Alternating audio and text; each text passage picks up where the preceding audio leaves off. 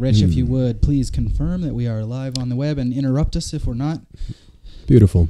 Well, I'm going to intro us, and we're going to begin. Hello, world that may or may not be listening. My name is Ryan Fu, and we are here with Theo Wilson. What's up, y'all? As well as Sampson, Stephen Sampson. That's me. They are both... There's Theo over there. Yeah, we've got cameras, we've got microphones, we've got human beings with beautiful spirits and hearts. Yeah, and somehow, miraculously, everything's working. Well, yeah, it takes time. You think it would be easier than it is, like everything that's ever been. Yeah.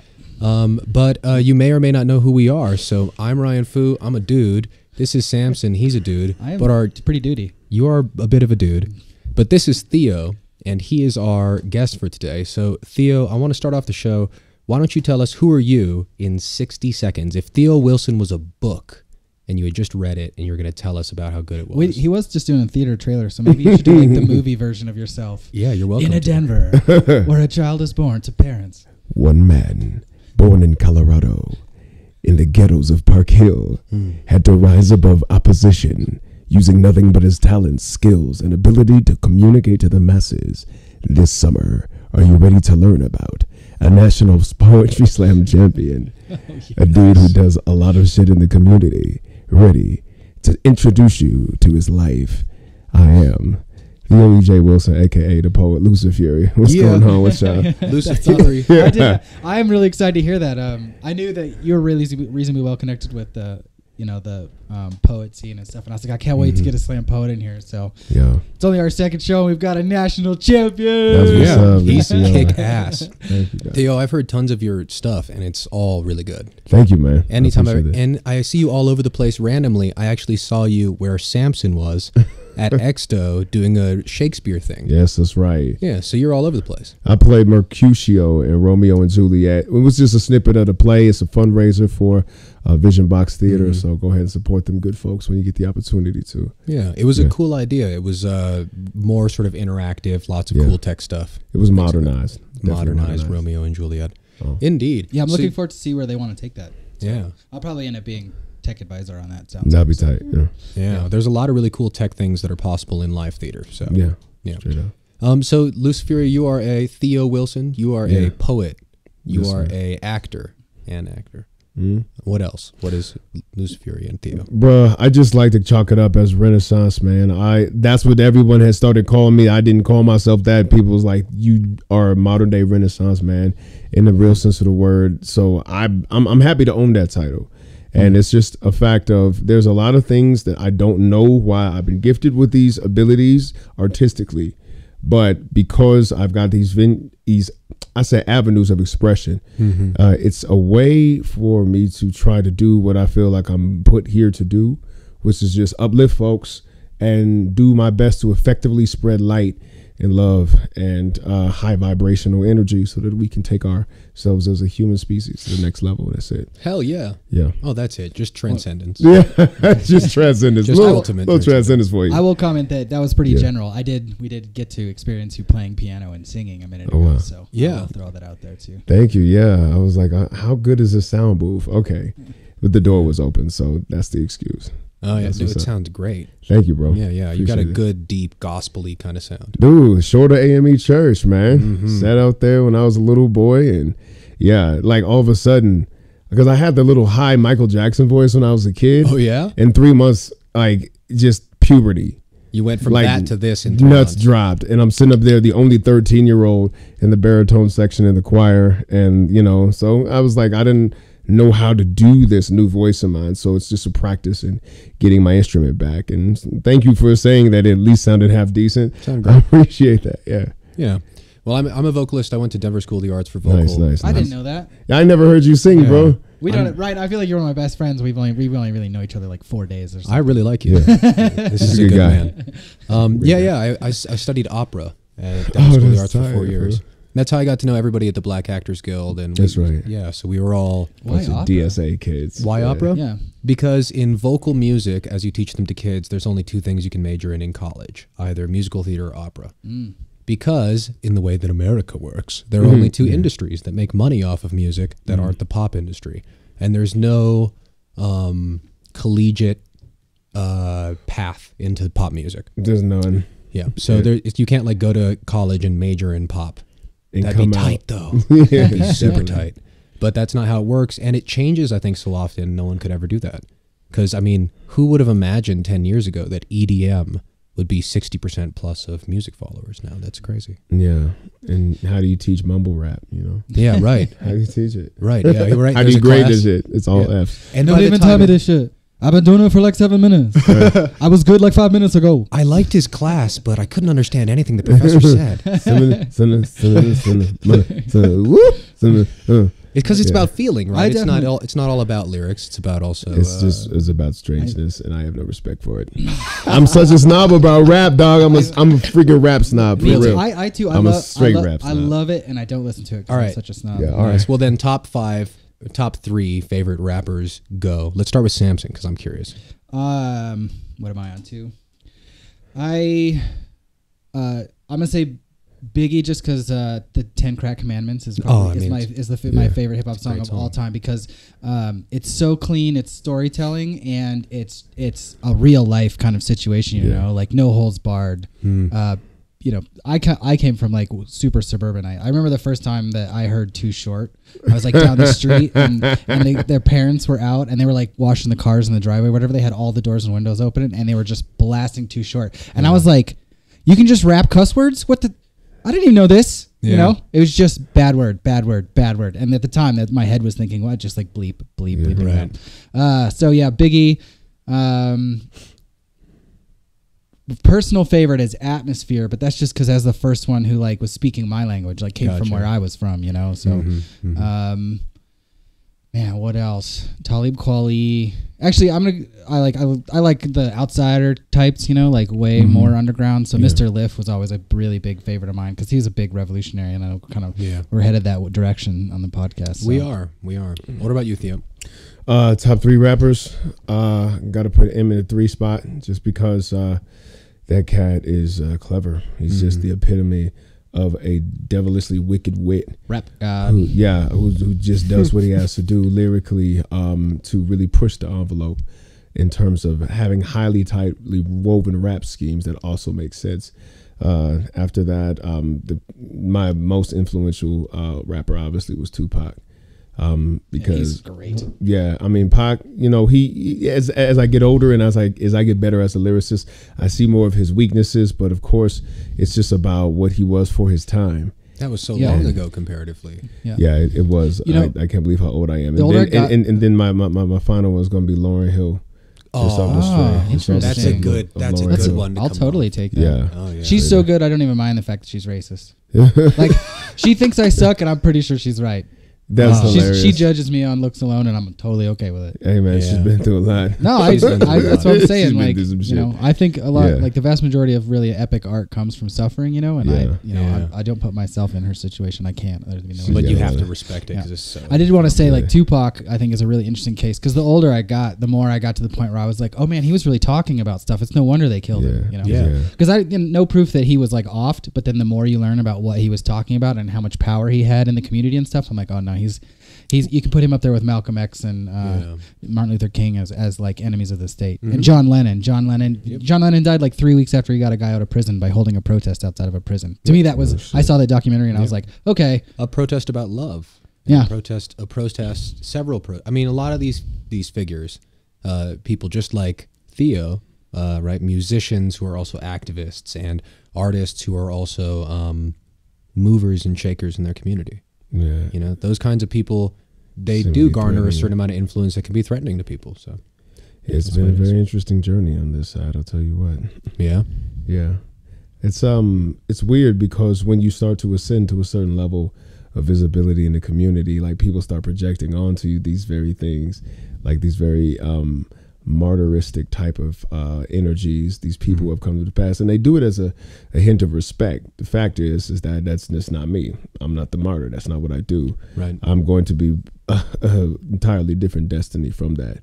And just because when it comes to successful revolution, I have a different standard than Malcolm X or Martin Luther King. My standard for a successful revolutionary is somebody who organizes the revolution, fights, wins it, and then runs the country. that they wanted to organize. So could you name anyone who's done that? Which one is live out of those? Oh, that's on Theo. I kind of got distracted, but no, it's okay. Okay. Yeah. No, it's all good. To me, a definition of a successful revolutionary is Nelson Mandela. Wow. He fought. Totally. No. Listen, he fought his revolution, organized it, won it, and ran the country. George Washington, a successful revolutionary, organized it. Now look, I don't like what the fuck he did. I'm just saying he was a successful revolutionary. No, yeah, I'm listening. Yeah, you know what I'm saying? He organized, fought, won, and then ran the country. Jomo Kenyatta, another example of that. Oh, I don't know that name. Tell us. Jomo Kenyatta is the dude who like founded modern Kenya, liberated it from the British. You know what I'm saying? He organized it, fought his revolution, won, and then ran the country. That is my definition of a successful revolutionary. Wow. So are you interested in running a country? That would be interesting. I am interested in statecraft. I'm interested. Statecraft is weird. Statecraft is some interesting stuff because you're talking about organizing human energy into systems that collectively serve the multitude of people, and then having that group of institutions be an autonomous force globally. And I think that is quite interesting. So you think that's possible? I think, well, it's already being done in terms of, you mean possible like for like black folks in America and stuff like that? Altruistically. Yeah. That could be the question. I mean, yeah, I get technically it's possible, but I mean, if I were going to ask you seriously, if every human being on this planet, well, the ones who are being oppressed or aren't at the top or aren't relatively well off, if they all decided, you know what, we're gonna make effort toward this, how long do you think it would take to really create autonomous, you could say democratic communities across the world? That's a big X factor. Ideally, you could organize something like that. The scope of the history that I'm looking at is around 20 years or so. Gotcha. Yeah. And it's just something about the fact that those who are oppressed currently are oppressed because those who do the oppressing are just more prone to violence than them. You're right. You know they're what I mean? very good at violence. They're very good at violence, and violence is something that I've had to just, like in my life, just adapt to. It's been a part of my existence. And it's just the fact that people who do organized violence are often more successful, at least in the short term. And the good don't like killing. Those who are intent on creating a state are often just those who embrace the fact that they'll have to kill people, and then they do it in a very organized and cold, calculating fashion. And those on the receiving end of that have to understand that shit about them. It's not a matter about like it's not a matter of appealing to the goodness of those folks. It's not a matter of appealing to the consciousness. It's about leverage and doing the correct steps in your chess game to make sure that the violence that they have and the violence that you have is something that you navigate to make your end the reality. That's very interesting. I see statecraft as a kind of chess in that way too. And I agree with you. The more violent people are successful because they're very good at violence. Yeah. And I would also contend that violence is just easier to be better at than peace. It is. Peace takes expert mastery when in terms of like actually accomplishing it. Violence is easy to accomplish. That's a really interesting point because expert mastery, it's this fractal. When you explore that idea, it takes expert mastery. You have expert mastery of self to be peaceful inside. Correct. And then you have to have expert mastery of expressing the people around you, which includes their inner peace and exterior peace. Like that's the whole thing with violence. Violence can just be like accidentally like, I got mad and fucked up. But you don't get mad and get peaceful. Oops. Oh, right. You don't accidentally I accidentally got peaceful. No, it can happen. But I wonder about the conditioning and training maybe, but we don't exist in that state at least. Well, here's the thing. Historically speaking, human beings overall have lived a moderately peaceful existence. It's the violent nations and folks like that who are writing the history of what mankind is. But if you read Bartolome de las Casas, who came over with Christopher Columbus and his expedition the second time. The last people to discover America. Yeah, right? Exactly. These so-called discoverers. And he says something similar that John Smith said about the Powhatan Indians, who said something similar than what the Portuguese said about the city of Benin in West Africa, is that these cultures formed peaceful societies, all on their own. And then because they were killed by people who were warlike, then they reinterpret the behavior of these societies to be violent and to be violent, to absolve them of any moral failing that they had in using violence to conquer these people. Well, I mean, it doesn't take that much digging to figure that out. I mean, I'm friends with a lot of folks now in the indigenous community. And I read in history books when I was a kid that the Aztec people used to play a game of kickball with a severed head. That is incredibly, that's like inflammatory to anyone who's actually done any research into the culture. That was in my McGraw-Hill textbook. Yeah, exactly. If you could, most of those situations, especially over 10 years ago, you look at those situations and there are two things that are right. The guy that showed up and the people who were there waiting for him. And everything else is totally false. Everything. That's totally real talk, dude. False. That's real, dude. Well, because it serves an agenda. Anybody who, I feel like you both have probably read Chomsky's Manufacturing of Consent. I've actually seen a mini documentary on it. I haven't read that one specifically from Chomsky. It's a great book, and it's like one of his oldest books. So, and it's great. If you don't know about it, essentially it just talks about how you don't have to convince people of things. You just need to convince people that what they're deciding was their choice, and it's really easy to manipulate them. So you don't have to like. Anyway, you train people to manufacture consent, and the Aztec metaphor in like the head game thing, severed head game. That's a great example of how you manufacture a certain kind of American to just be predisposed to think indigenous cultures were violent.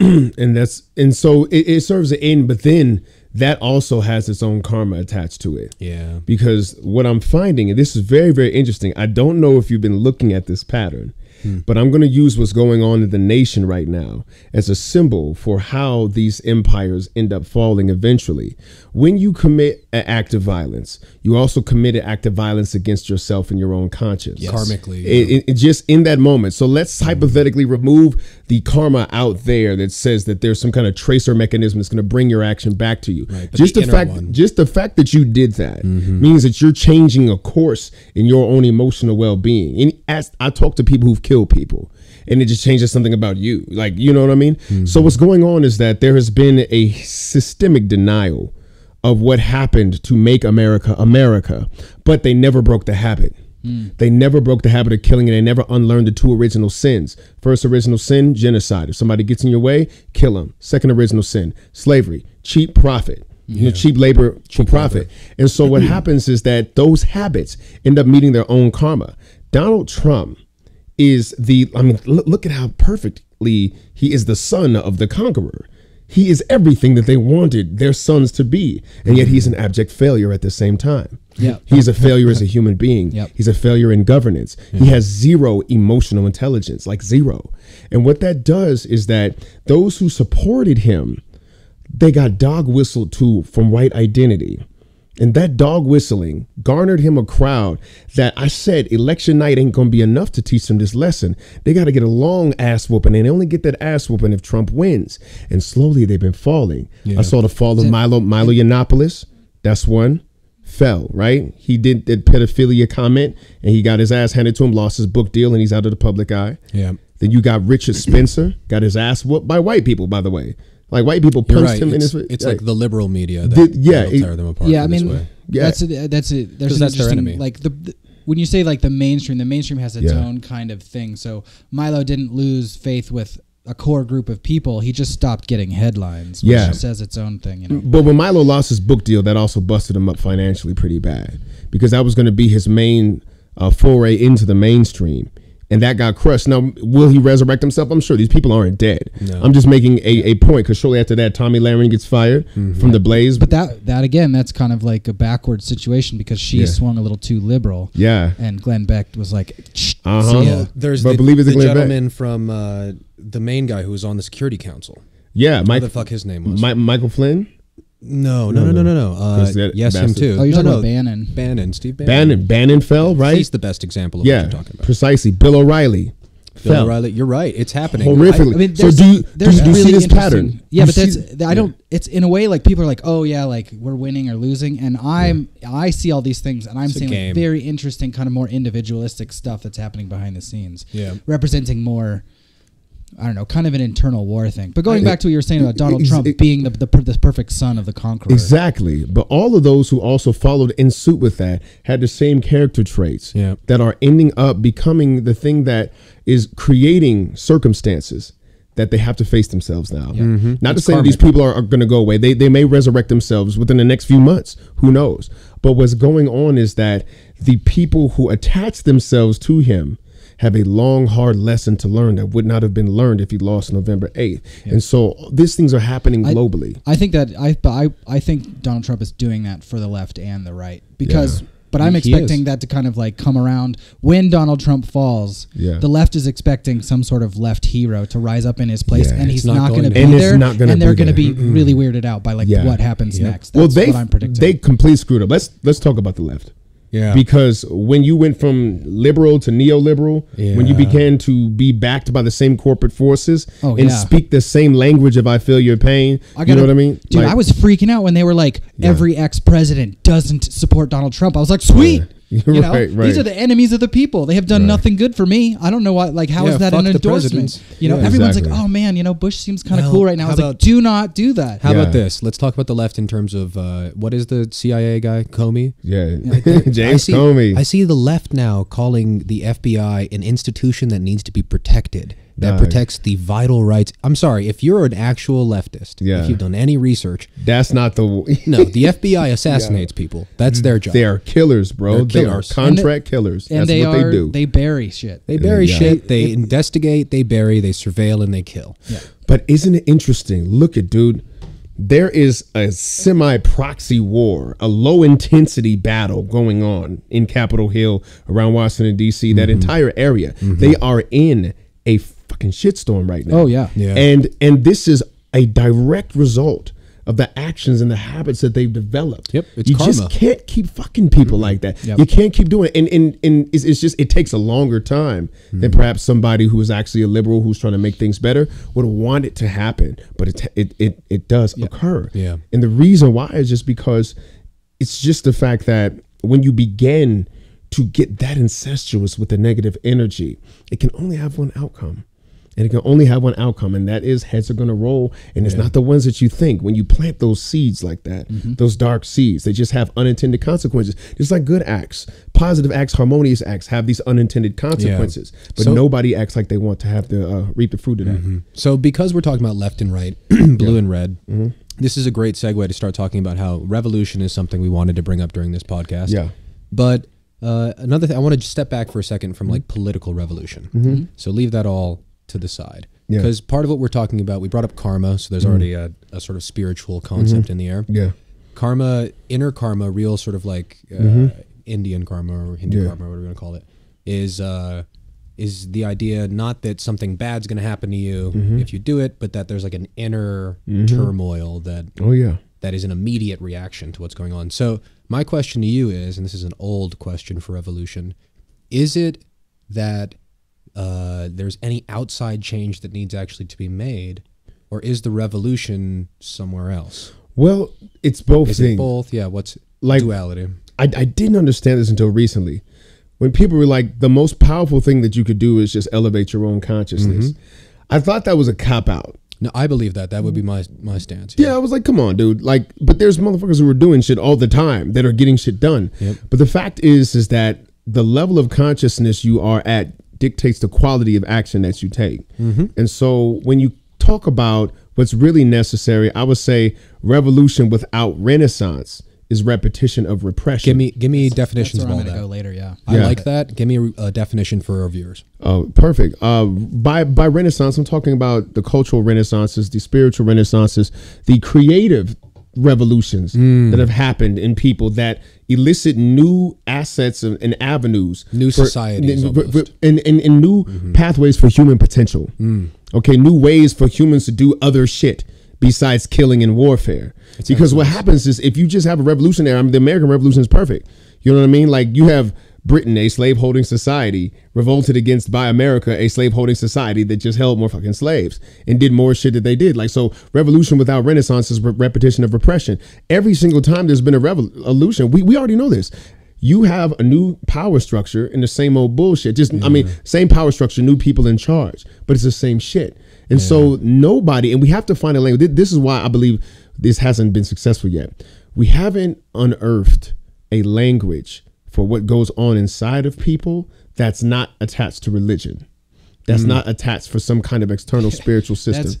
That's funny, man. You've pretty much just destroyed this whole concept. I was gonna take my whole podcast, which is great, which means that you're a real thinker and a true guest. But like for me, and the religious part ties in really well, because this is what I've been thinking about all week, is that revolution by definition is this term of rolling back. We're gonna turn the clock back and try again. You know, and like every time we turn the clock back, it's we get up with the same shit. So like instead of revolving, maybe we should consider evolving. And evolving is an antithesis to religion in a kind of those non-spiritual, like very surface level argument. But it depends on how you feel. I really like you going towards like we don't have the language to evolve into something future. We need to invent the word so that then we can then seek out and embody that word. Exactly. And it's just the simple fact that when human beings stopped being hunters and gatherers, when they could plant food, they had time to fucking look at the stars. So they weren't in survival mode. And the thing about conquest is that it puts the conquered in survival mode. And it also puts the conqueror in survival mode because he's afraid that the conquered are going to kick his ass when he's asleep, right? It should be. And so, and it has happened like a great deal more than their history will let you know. Of course. And so what goes on is that this has to meet its end.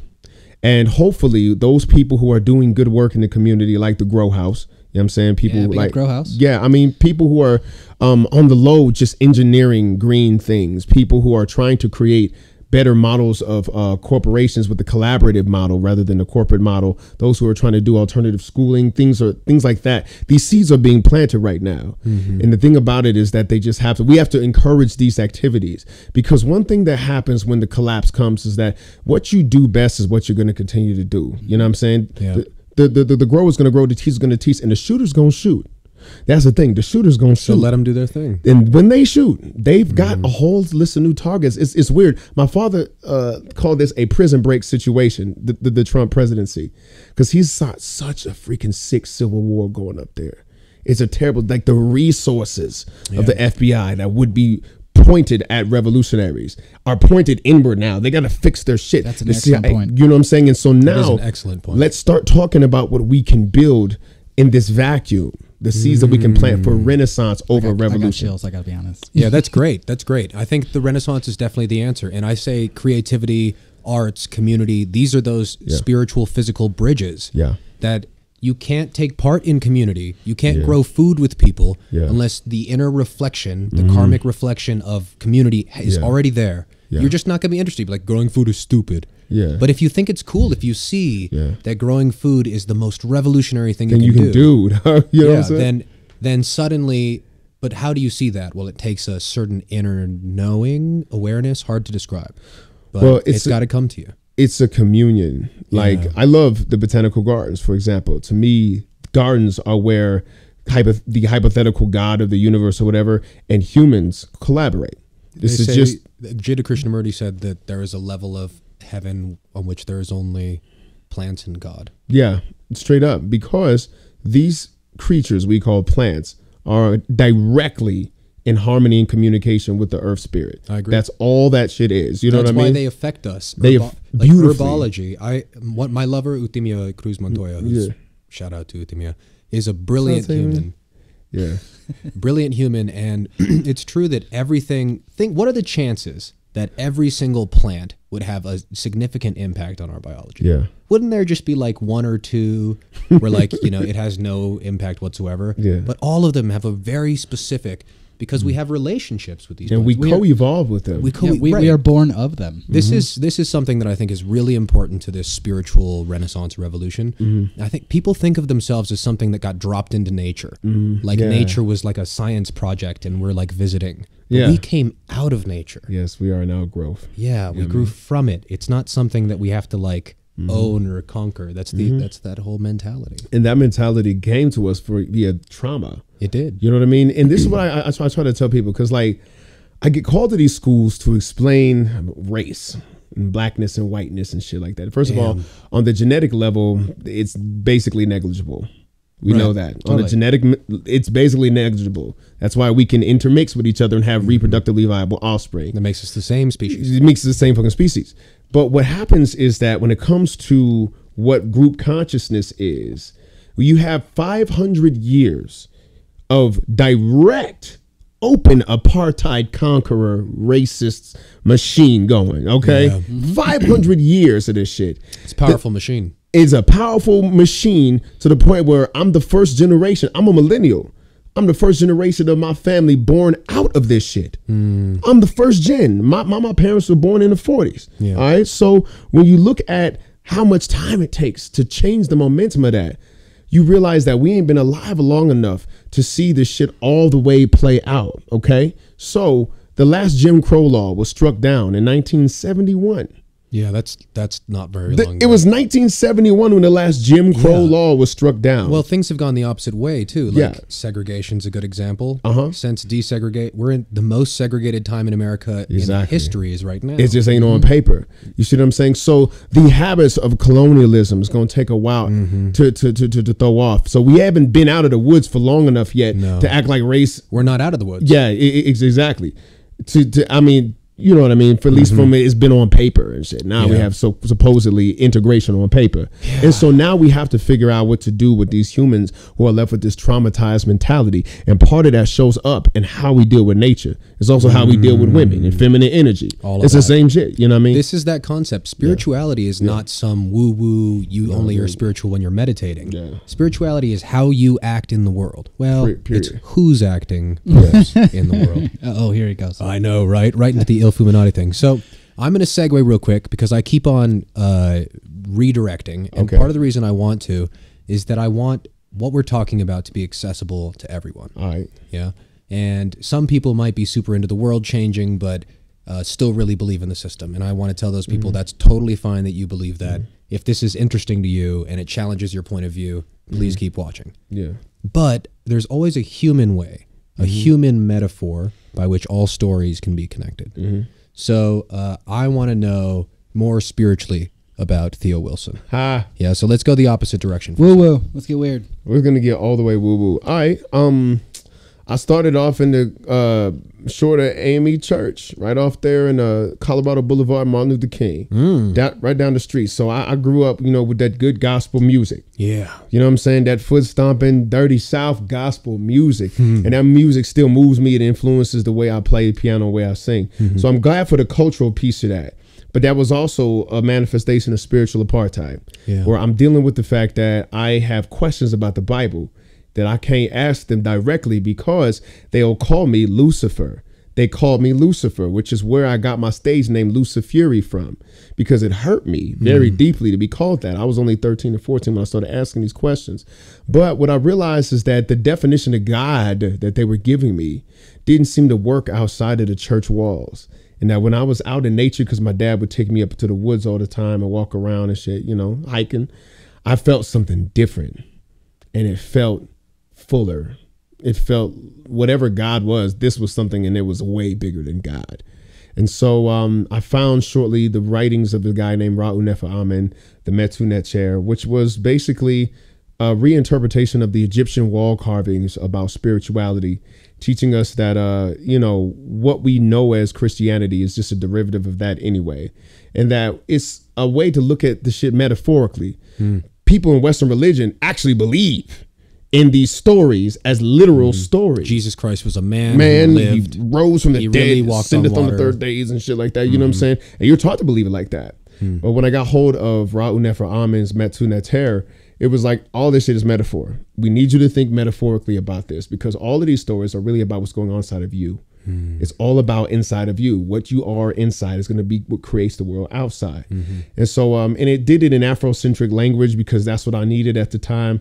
I was just coming into my identity as a black person, an African in America, an African with American paperwork. And I mean, that's that's what the fuck it is. Yeah. And so, and when I got into that, I got another perspective, and it settled me inside in a way that nothing from the Bible could. And then that opened the door for me to explore other spiritual traditions. You know what I mean? Specifically, I got into Buddhism quite a bit. And I was also connected with Islam a bit because my friends, my father's friends were the Nation of Islam.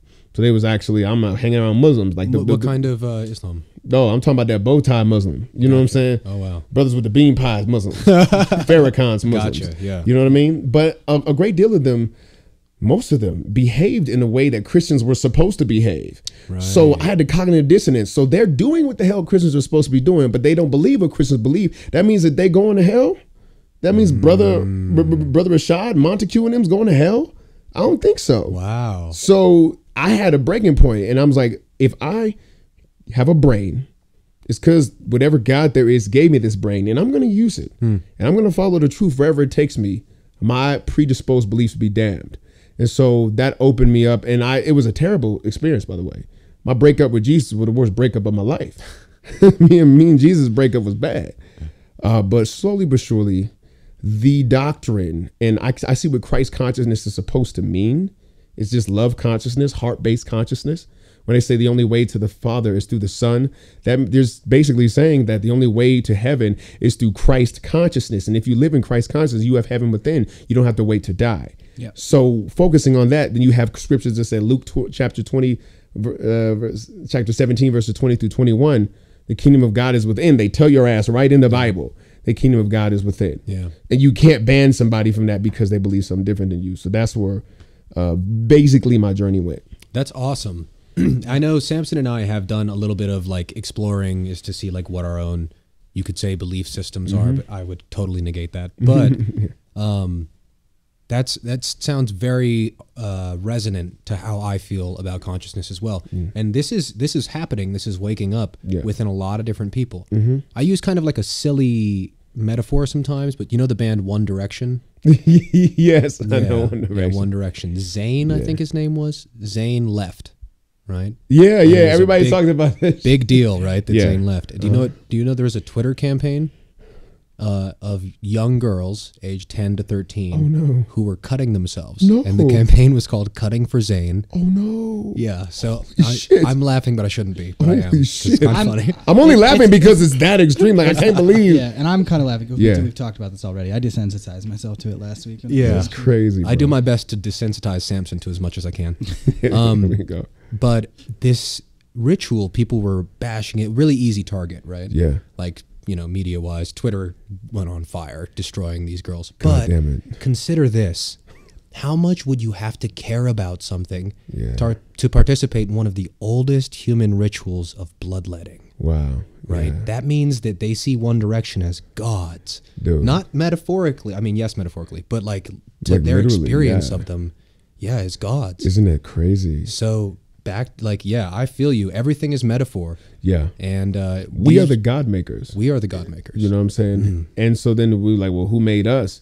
I think that's a chicken or the egg thing. I think that when you look at how the universe works, it just is, and then it outgrowths, and then we come back, just like our physical bodies. So you believe in what you could call reincarnation? Yeah.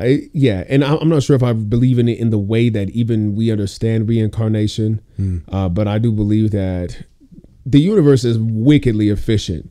So there's always something for something, never something for nothing. Yep. That's just how it is. Everything that dies becomes new life. It just, it reuses shit. So on the basic deductive reasoning that they're literally, first of all, as much as science knows, it really don't get consciousness. Yep. It really doesn't understand this shit. You know what I'm saying? Like the observer effect on quantum physics and shit. I know people reference quantum physics when they don't understand. It's like, you're not a quantum physicist. I'm not, but I am scientifically literate. I understand this shit to a good enough level. Okay. Yeah. The shit we don't get is what consciousness is. Yeah. And since we don't get that, they can't give me the final word about something not being in existence, like spirit. You know what I'm saying? Science can't touch any of that. Yeah. Because I would argue because science can't find the finder. Yeah. Right? So like if you're looking for something and the thing you're looking for is you, you're not going to find it because you're the one looking. Exactly. Yeah, chasing your tail. Yeah, and you've sort of forgotten who you are in a really like deep existential and literal way. Yeah. Which is that's what you're looking for. Like, you know, kind of viewing the universe as like fractal and logic, you know, you're like you're running down these tunnels, you know, and like all this information is flying past you and you're looking for all this stuff and you get to this point and you're like, shit. And that's one of those examples. And I call that the cosmic joke. And in science, it's the deeper you get, the less you find. You know? The like more you know, the more you realize you don't know anything. Exactly. That is physically true, right? When you zoom in on an atom, I think they say if a nucleus was here in this table, the nearest electron would be like 2 miles away or something like that. But hydrogen, it was like if you were in an NFL stadium, you could put a ping pong ball on the 50-yard line and a BB would be flying around the stadium.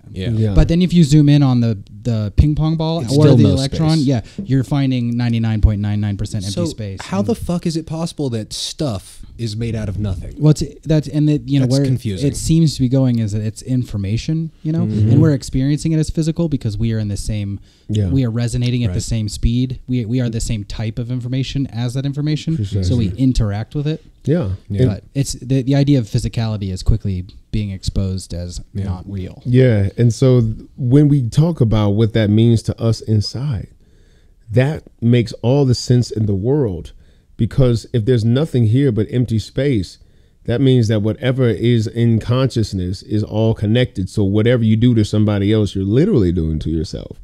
So there goes a karma right there. That's exactly what I believe karma is. That's where I was going with this, is if you're going to, if outside doesn't exist in that way, then you can only ever do it to yourself. You can only ever do it to yourself. And so I'm mindful of that when I get into my zones of like abject rage and anger. You know what I'm saying? Because I got trauma, bro.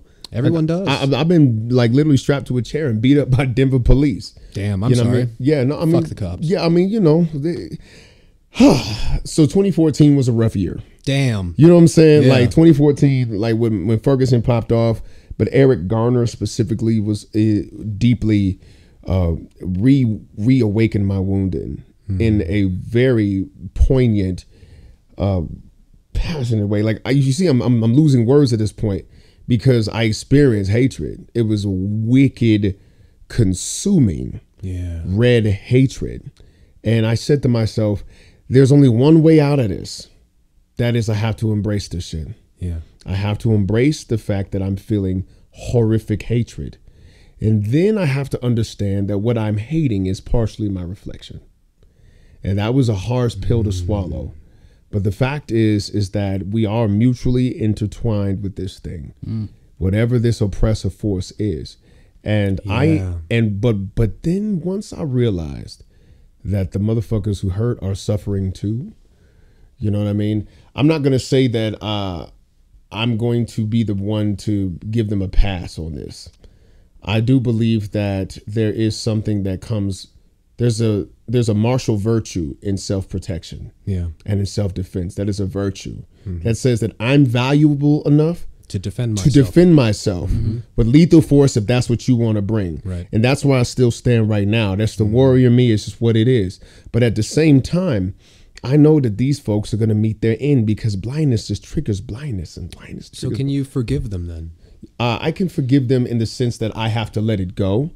I don't forgive them in the way that I would publicly condone it. You see what I'm saying? Condoning and forgiving. I think forgiving also comes with the idea that people need to ask for it. If you're not going to get something unless you ask. So if the guy who beat you up came to you and said, "Listen, man, I've had like an experience and I want to like come at you and be like, I feel really bad about it, and I'm asking for your apology, and I'd even understand if I didn't get it." That's a whole other complete thing from just you sitting at a table right now and saying, "Oh yeah, I forgive that guy." But that may or may not be valuable, but I do think that like there's a difference between those two things. Well, in forgiving somebody who is an assailant or an offender, there is a repentance portion that needs to be in practice. So, for example, I have to bring this up because this is relevant to the topic. Go ahead. So when Michael Brown or when Trayvon Martin's mother, you know what I mean, is asked to forgive the actual police or George Zimmerman, whoever killed their son, the kind of forgiveness that is given publicly, that's condoning. It does end up being a condoning because there's no repentance. That's spin. They're not changing their behavior. Honestly, that's spiritual magic to me. To me, that's what I would call a cult. I use the word occult in ways people don't quite understand. I would just call that a cult. Because the press, understanding the press, understanding how people are going to take it. It's spell casting. Exactly. It's spell casting. It is spell casting. And the spell is back to sleep, America. Nothing to see here, America. Nothing to see here. Classic law enforcement. Classic nothing shit. To see here. That is literally what they say. Move along.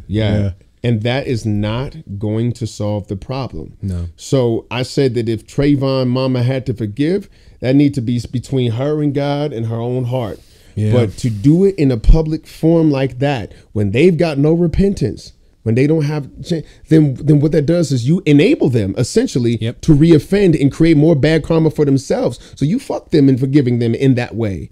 You see what I'm saying? Well, so I would say you're not forgiving them. Yeah, you're actually not forgiving them. Yeah. You know what I mean? And so I think that I don't know if you've ever dealt with like youth like a youth correction situation. Like I have, yeah. I've worked in a couple. There are some youth who can be taught in ways that are just like mad, clear, calm, heart to heart. There are some behavioral patterns that are ingrained in a way that's really, really violent. Yeah. And it's a habitual kind of thing. And you can tell it's been conditioned into them in some way. It is a deep conditioning. Deep roots. And I have seen only physically jarring experiences change their course and redirect. And that's how I see the beast that we will call, law enforcement or, whoever FBI director Comey got under his command too. These people are in the habit of killing to stay on top. And forgiving these folks in the public arena doesn't necessarily do them the good that would do the world good, which is them changing their behavior. It in fact only makes them go back into sleep. And you can't do that type of thing publicly. Because you publicly you don't know the facts. Like if you and I had an issue, and we went and sat down and tried to work through it and maybe did or didn't. That's a completely separate issue to the people who are watching us do it. And then and if it's someone in the room with you, they're experiencing something else. And if it's a camera and a bunch of people watching the camera, then that's a whole other thing, And then not only do you have people watching like a live stream of this attempt at forgiveness, then you have editors and content producers and stuff, and it becomes you can have a very, very spiritual magic kind of thing, and what gets shit out the other side in the media machine is the exact opposite. You could finish the reality TV show and you could think those people were enemies when they came away brothers. Yeah, exactly. Yep. Just because of where you cut it. Just off the strength of how you cut the final take. You know what I mean? So, the habitually violent nature when we talk about revolution and spirit, because this is the same thing right now, of those who are in command of this world, at least in the most objective sense, because we all know that nature is actually in command of this world. But what to do with them is one of those things where I haven't resolved that yet. To me, that's still not a settled piece. Which, I'm still alive and learning and shit. So I think this is just my opinion, and I don't know. I've got a weird personal story. Yeah. Bring it on. What's up? Well, it's not actually that weird. It's gonna be very quick. I got into a car accident when I was younger, and I don't remember most of my early life. Oh wow. So I don't have like the same kind of attachments. I'm not sure. Trauma, maybe I just don't remember it. Who knows? But I feel like forgiveness is definitely the ultimate option, but not fake forgiveness like you're talking about. Yeah. Like it's really hard for me to go all the way to the extreme and think like if someone murdered someone I loved, so on and so forth. You can't replicate that within you and fake create. Yeah, exactly. Yeah, you have to actually go through someone harming you in order to experience forgiveness. So here's like a weird philosophical take on it. Maybe there has to be pain and suffering and hurt and betrayal in order for there to be peace and forgiveness. And so is this ever going away? Or maybe one day are we just going to become better at forgiving than we are at hurting? Well, this is what gives me hope. The human being is a learning organism. It learns all the time. And so what we see in terms of those who are inflicting suffering is that the thing that gives me confidence that this can be all right is just because I know how the law works. Yeah. And it comes back in ways that you just can't foresee. You don't mean the legal system? Yeah, no. I'm talking about the real law. Yeah, well, the immutable law. We could have really interesting conversations about how immutable law does actually work in the legal system, and how it's buried really deep, and it's basically kind of an educational thing. Like if you knew how to operate in law, you could be a godly person in court. But because you're not. It's many layers deep. But you got to really be a skilled scientist on that, a spiritual scientist, legal scientist on that. But it is possible, and I believe that there will come a time where a very evolved soul will be called upon to do great work in that field. You know what I mean? In terms of us who are fighting for at least a level of sovereignty in terms of how we operate and live in this system. Mm-hmm. I just know that now is the season where those who are inflicting are about to start receiving. Yeah, and I it's 100% agree. And it's just here, and there's nothing in. And I find it so interesting. They've sent all these agents, these COINTELPRO types, after activists, after agitators and political folks, PETA and Doctors Without Borders. Exactly, but that's not who they need to be afraid of. No, it's the freaking soldier. It's the shooter. It's the one that they train. When you look at I looked at the only brothers that I've seen that have been involved in mass shootings are all former military. All of them. Well, yeah. When you look at who is trained, like I don't know if you own a gun, but I got several guns. Go to the range, fire these guns, and the first thing that hits you when you shoot a gun is you realize nothing organic is meant to stand in front of that shit and live. No way. Nothing organic is meant to stand in front of it and keep its calm. But there's motherfuckers who do that. There are people who have the neurological fortitude to sustain a firefight, who the beast has bitten down into their body, and they have a registry of it. And these people, young boys, you know what I'm saying, getting enlisted, going to Afghanistan and in Iraq, coming back with all kind of battle damage. These are the cats that when they wake up and realize that they lost their limb and their friend and their peace of mind because of some bullshit, those are the ones. So they sending all these resources after these activists in a very real world sense. That is a waste of time and energy. It's the shooters that's going to shoot. Yep. And when they turn their guns on the ones who taught them how to shoot, that's how the karma's coming. Why? Because it couldn't come no other way. It's the Spartacus principle. Yep. It's the Spartacus principle. You train Spartacus how to be a gladiator. You took him from his home and you trained him how to be a gladiator. He's going to gladiate the fuck out of you. And he's going to gladiate the fuck out of your shit, dude. Because that's who you trained. You know what I'm saying? That's what he does. You know what I'm saying? So, yeah, you want to send all these guys that the activists do what you do. But it's the motherfucker that came with you in the mission that's going to frag you. I'm glad I'm not that person. Dude. I feel very lucky. My mind immediately goes to Game of Thrones and Ramsay Bolton. Oh, dude, I wish I had kept up with that series. I only saw like 2 or 3 episodes. I read the books too. So you break it down for me. Who's the layman in Game of Thrones? Break that down.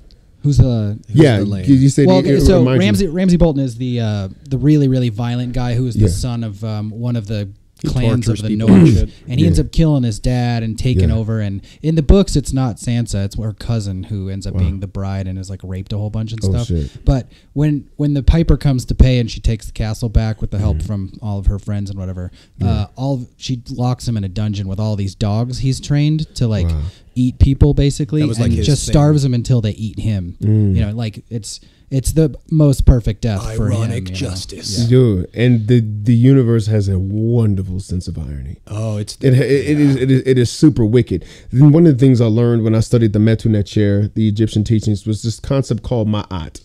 Ma'at just means balance. And it is a universal, impeccable balance. It is the reason why our eyes are roughly on the same side of the head. It's the reason why our arms are roughly the same size of each other. There's just balance that keeps working. It's in all living organisms. This is why planets keep being circular. It has this way of wanting to be whole, round, and complete. It's why nature is this perfect check and balance ecosystem. So ma'at means that this shit, if you violate it, it's coming. Yeah. It's just a matter of those pool balls that, you know, when you hit them and they're like that, it comes in ways. It just comes in ways in which even the shooter can't see. You know what I mean? A perfect example. The founding fathers never intended Barack Obama. Say what you want. He wasn't the best president. I have very big issues with him and his drone program. I have problems with him and how he dealt with the National Defense Authorization Act, where he shredded the Constitution, being a fucking constitutional professor. I get it. Privatized healthcare. You know what I'm saying? Like all that extra shit. He was not necessarily the best guy. No. But his existence was not planned.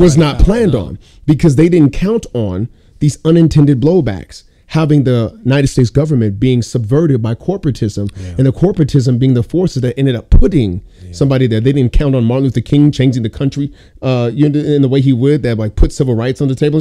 None of that. Yeah.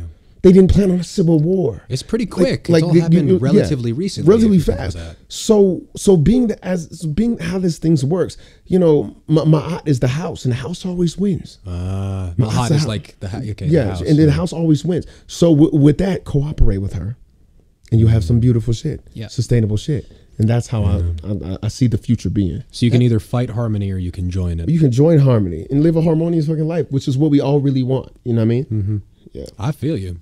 Yeah, that actually, that comes back to something I've been thinking a lot this whole conversation, and that was the part of, and it kind of ties into this idea of instead of revolving, we should be evolving, you know? So instead of taking to the streets and marching and things, you know, we will sit quietly and sit back and because like in the fact that I am the problem, like I generate too much trash, but I still do a lot better than most people. I barely drive. So, you know, my carbon footprint, you know, like I look at myself and I think I'm doing a pretty decent job, but I could do so much better.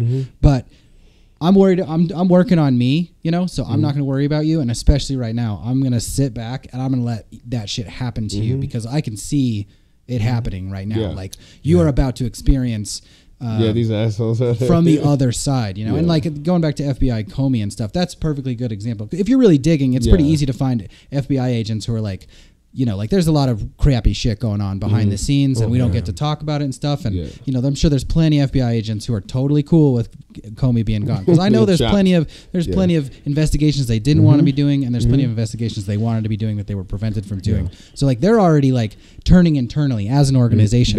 They have turned their eyes internally and they're looking at each other themselves and they're like, what's up? What are we going to do? Well, this is unprecedented. Because also that's the way that there's this curious thing about secrecy.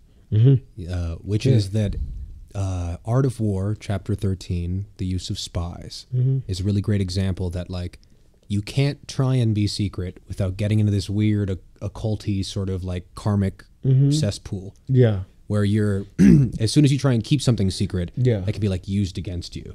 Exactly. And, so there's the very secret becomes leverage itself. Exactly. So if you're in those organizations, I think what they're starting to realize is they are their own enemies. They are their worst enemies. So they have to be really rigorous with their own insides. But I take what Theo said before really seriously. Like now's the time to start doing revolutionary and Renaissance shit. Now's the time to really build community. It is now, dude. It is so now. Like it's just amazing. I knew that. Okay, so Trump got elected. This was a worst case scenario for a lot of liberals, and politically, I'm left leaning, but at the same time, it looks so bad. It has to be a gift. It's definitely like it looks so bad. It has to be a gift, dude. There's no other way. It can't look this bad without it being a freaking blessing in disguise. I've thought that from day one. The entire time I'm like, this is amazing. It's been great to see people's response. One really great thing, fake news. Another one. Which made the news fucking dig in, didn't it? New York Times, like they're going balls deep in finding truths and fact finding, double checking this shit. Like they're going, as soon as he called him fake news, journalism returned. Shit was awesome. For a second. I still think that the mainstream media is late to that party. Well, they're a little bit late to it, but they realize that they're competing with the internet now.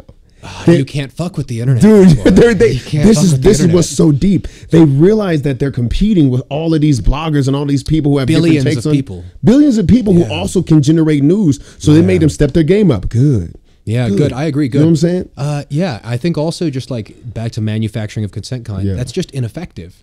It's not as effective as the direct as it used to be. Well, really quickly, drawing this back in because we're coming to like a little over an hour already. All right, cool. First off, thank you so much for sitting down with us. We're at 58 minutes. 58. Damn, my internal clock is good. No, I'm lying. I looked on Facebook. So, building community and starting these seeds is part of why we're sitting here at this table right now. Yes, sir. So, thank you to you. Thank you to every future guest, to the Ghost House.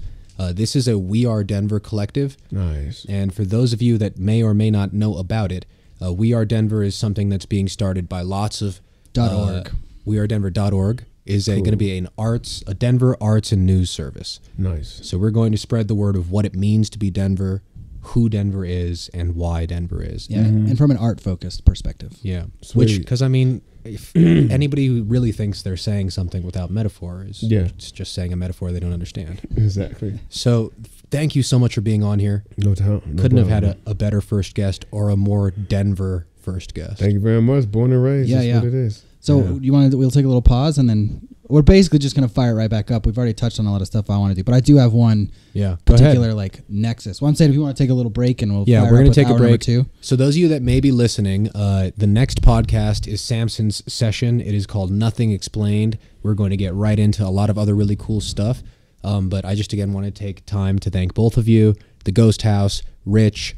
Follow us. We are going to be starting up the domain here in a little bit. wearedenver.org. But the Ghost House Twitch has all this stuff, and you'll be seeing more episodes. So thank you both, and you guys have a good one. This has been IllFoominati. And we'll be back for the hour number 2. What's up? Thank you. Peace.